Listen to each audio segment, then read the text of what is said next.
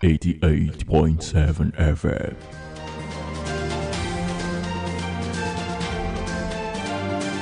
There's a lot to digest and a lot of voices to be heard. Stick to the frequency that amplifies these voices, stories and reports that make the difference. This is Akojopo News, 88.7 FM.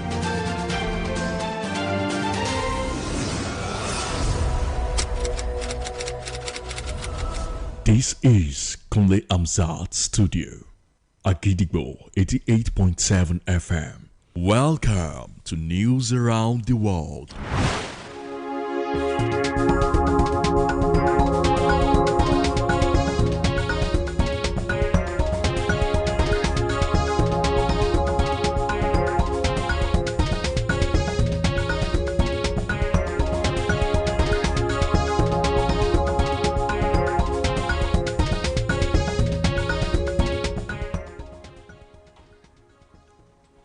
Good evening, welcome to the news around the world on the most listened to radio station, Akojopo 88.7 FM, Ibadan. I am Bowale Akinbode. First, the headlines. Nigeria-Turkey strengthened defense economic ties ahead President Tinubu's visit. Makinde assures Oyo residents indigenous of administration's commitment to securing strong state future as Oyo clocks 50. Zelensky says United States security agreement 100% ready to be signed over Ukraine war briefing. United States judge considers pause to Minnesota crackdown as President Trump dispatches border monarch. Oyo government to host Teranga's Lioness vs Nigeria's Falconets over FIFA Under-20 World Cup qualifier. Now the details. Nigeria and Turkey have stepped up moves to deepen military and defense collaboration following high-level talks between the Minister of Foreign Affairs, Ambassador Yusuf Toga, and his Turkish counterpart Hakan Fidan in Ankara. In a statement issued today in Abuja by Ambassador Toga's Special Advisor on Media and Communication Strategy, Mr. Al-Kazim Abdulkadri, the minister said the engagement underscored the growing strategic nature of relations between the two countries and efforts to deepen bilateral cooperation. The talks held ahead of President Bola Tinubu's state visit to Turkey also focused on strengthening political, economic, security and multilateral cooperation as Toga and Fidan reviewed existing bilateral ties and identified new areas for collaboration. Fidan further commended Nigeria's role in promoting regional stability, peace and prosperity in West Africa, noting that the country's leadership within regional and continental frameworks.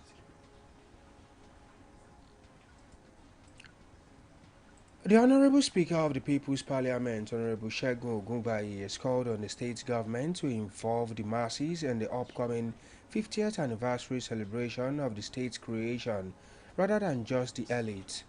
Speaking on Akojopo FM's Shokanwa program, Honorable Ogunbayi questioned the rationale behind the celebration, citing numerous areas that require improvement in the state, expressing disappointment with the performance of government parastatals.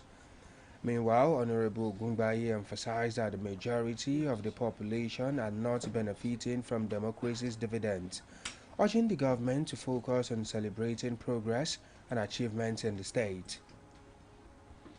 In the same vein, the Honorable Speaker of the People's Parliament, Honorable Segun Ogunbayi, has hailed the reintroduction of history as a subject in the basic education curriculum, saying it will give Nigerians a sense of culture and identity.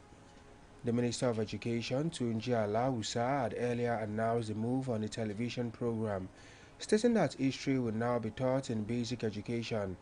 Speaking on Akojopo FM's People's-Oriented program Shokanwa, Honorable Ogunbayi said the reintroduction of history will help correct distorted historical accounts passed down through generations.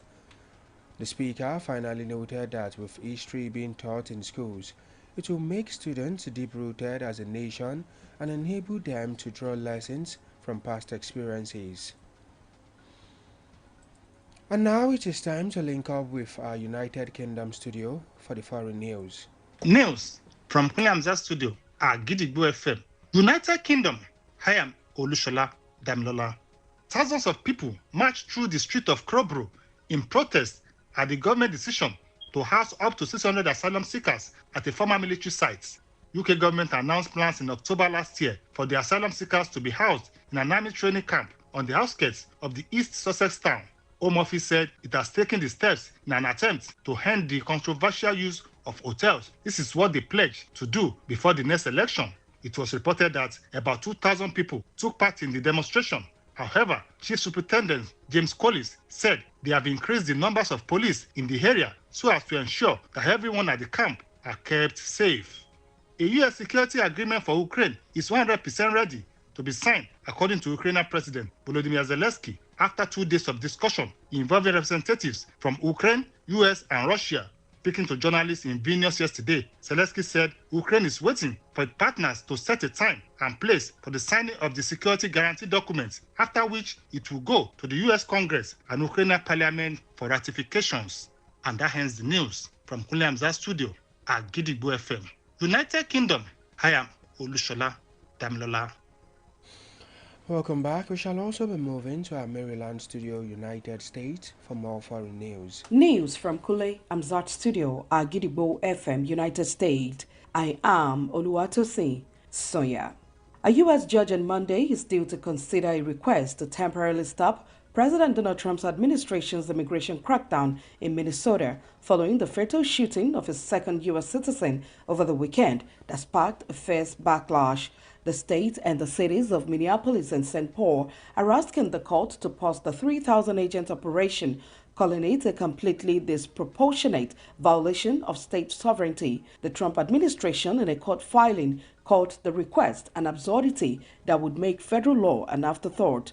The two sides will argue before U.S. District Judge Catherine Menendez on Monday. Meanwhile, Trump said he would send the White House border security Caesar Tom Oman to the state following Saturday's shooting of a 37-year-old nurse, Alex Preddy, by immigration agents during a confrontation with protesters in Minneapolis. Homeland Security Department officials have characterized the incident as an attack and say agent fired in self-defense after Preddy approached with a handgun. But videos from the scene verified by reporters contradicted the administration's version of events and showed Preddy holding a phone, not a gun, in his hand before agents wrestled him to the ground and shot him. The threat of a partial government shutdown looms large this week after Senate Democrats came out against the funding package in the wake of a deadly shooting of a Minneapolis man by federal agents, with just days until the deadline to fund the government. Few weeks, lawmakers in both parties and across both chambers have been working to pass individual funding measures before government funding lapses on Friday, January 30. 6 of the 12 appropriations bills have already cleared both chambers and have been signed into law, and the Senate was expected this week to take up the remaining 6 funding measures, which passed the House earlier this month and were grouped together to secure a swifter package through the upper chamber. The remaining 6 bills include funding for the Departments of Defense, Labor, Health and Human Services and Education, Transportation and Housing and Urban Development, State and Treasury and other related agencies, and crucially funding for the Department of Homeland Security, which includes ICE and Border Patrol, is part of the 6-bill package. That ends the news from Kule Amzat Studio, Agidigbo FM, United States. I am Oluwatosin Soya.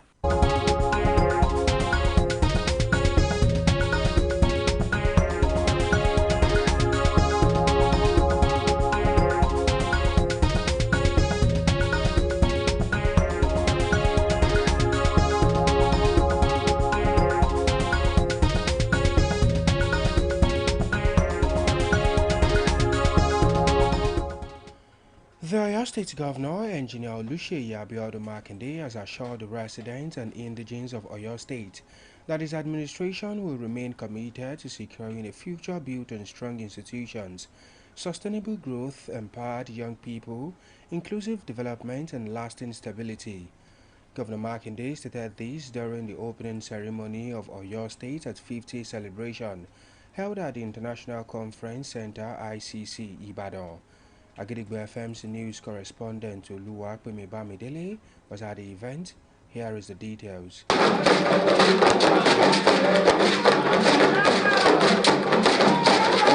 50 years ago, amidst the old restructuring of Nigeria, Oyo State was created from the old Western state, and this created a path for a broader effort to bring governance closer to the people and for development. The state originally contained territory that would later produce Osun State. Oyo State later produced the appellation Pace-Setter State, which is a reference to the pioneering role in education, infrastructure, broadcasting, and civic development. The Oyo State Governor, Engineer Oluseyi Abiodun Makinde, alongside other eminent personalities, converged at the International Conference Center to reflect on the past 50 years and to look forward to another 50 years to build on renewed purpose, shared prosperity, and inclusive growth for all people. Governor Makinde, in his anniversary remarks to the people of Oyo State, called on the people to see the 50th anniversary of the state as a call to responsibility, unity, and service to the nation, noting that the Golden Jubilee was not just a celebration of the past, but a moment to renew commitment to building a stronger future for the state. Oyo State has moved from promises to performance and from potential to measurable progress. But today is not only about honoring the past, it is about securing the next 50 years. As we mark this golden jubilee, we commit ourselves to a future built on strong institutions, sustainable growth, empowered young people, inclusive development, and lasting stability. Governor Makinde commended the security agencies in the state for their sacrifices and dedication and called on all residents to participate in the week-long anniversary activities. As we begin this celebration, let it be recorded that this generation did more than celebrate history. We want to strengthen the foundation of our destiny. Earlier in his welcome address, the chairman of the Oyo at 60 Planning Committee, Honorable Shahid Akiade Fijabe, highlighted the historical significance, leadership, and progress of the state since inception. Oyo State has emerged as a model for people-centered governance. Infrastructure has been strategically expanded, connecting rural to urban communities through durable road networks and stimulating trade and mobility and agriculture. In his goodwill message, the Olubadan of Ibadan land, Oba Rashidi Adewolu Ladoja, who reflected on the political actors and unsung heroes who shaped the past and present of your state, emphasized the importance of remembering individuals and continuing their work for a better future. In their separate goodwill messages, the Speaker of the Oyo State House of Assembly, Right Honorable Adebo Ogundoyin, and the Chief Judge of the State, Justice Iyabo Yerima, represented by Justice I.B. Akintola, Architect Samson Bamidele, Chief Mrs. Elizabeth Akinyele, commended Governor Seyi Makinde for his leadership under whose administration the Golden Jubilee is being held. The event featured musical renditions, a poetic performance by the students of Baptist Secondary School, Aguare, a documentary highlighting the history and development of Oyo State, the cutting of the anniversary cake, as well as captivating traditional drum performances.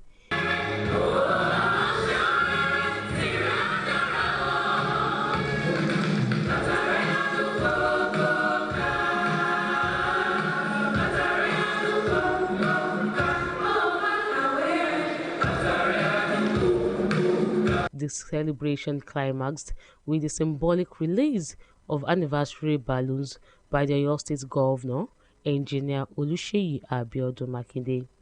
Oluwapemi Bamidele, Agidigbo FM News. Welcome back. Now to the exciting world of sport. Oyo State is once again stepping into the continental football spotlight as it prepares to host Nigeria's Falconets in a crucial 2026 FIFA Under-20 Women's World Cup qualifying clash against Senegal's Lioness of Teranga. In a statement issued and made available to media in Ibadan today, the State Commissioner for Youth and Sport, Honorable Wasilat Adegoke, said that the highly anticipated encounter is scheduled for Saturday, 7th of February 2026. Honorable Adegoke stated that the choice of Oyo State as host follows the successful hosting of Nigeria's Falconets against Rwanda at the same venue last year, noting that the match further reinforces the state's growing reputation as a hub for international sporting events. The Commissioner assured football fans, stakeholders and the international football community of adequate security, effective logistics and a memorable match-day experience, adding that the Falconets are expected to arrive in Ibadan tomorrow ahead of the fixture, therefore calling on football lovers across the state to turn out in mass to support the Falconets as they take another decisive step towards qualifying for the 2026 FIFA Under-20 Women's World Cup. To wrap up the news this evening, here is a recap of the headlines. Nigeria-Turkey strengthen defense economic ties ahead President Tinubu's visit. Makinde assures Oyo residents indigenous of administration's commitment to securing strong state future as Oyo clocks 50. Zelensky says United States security agreement 100% ready to be signed over Ukraine war briefing. United States judge considers pause to Minnesota crackdown as President Trump dispatches border monarch. Oyo government to host Teranga's Lioness versus Nigeria's Falconets over FIFA Under-20 World Cup qualifier. And before we go this evening, here is a quick tip. When you have a dream, you've got to grab it and never let go. Finally, we have come to the end of the news around the world on the most listened to radio station, Agidigbo 88.7 FM Ibadan. I am Bowale Akimbode. Thank you for listening. Good evening. News is information, and information is power. At Agidigbo 88.7 FM, we bring the news from top to bottom. The Oyo State government has said the over